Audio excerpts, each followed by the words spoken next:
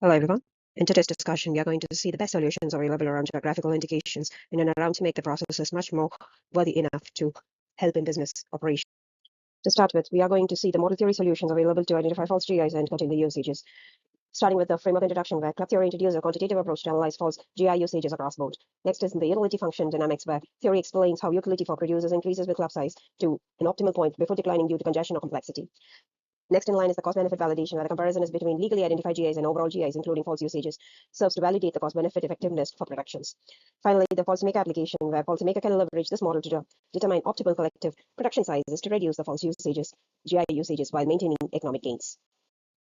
Just as a heads up, we are going to see the best practices approach maintained in different countries across the globe, starting with India's club size or club-based legislative advocacy, where the handicraft producers in India are forming clubs to determine the legislation tailored to their region-specific production methods. Next is the regional GI strategies in Europe and in the UK. Post-Brexit, collective club representation in Europe and the UK focuses on advocating for automatic recognition of GIs.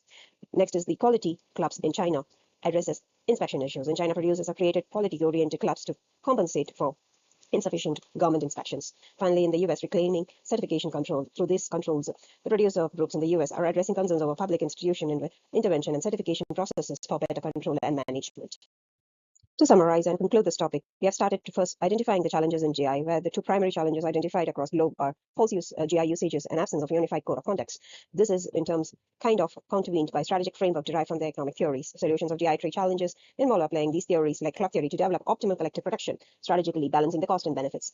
Then we are also kind of validated with the regional integration of best practices, adapting regional-wise platforms and propagations to proven techniques that supports the adaptation of policies of varying culture, legalities, and economic conditions. Finally, the localized design policy, this being tailored to the local needs and the necessities and realities, keep the system more robust, data-driven, and significantly improve the effectiveness of GI that have a positive impact on the global trade as well as the local economical performance.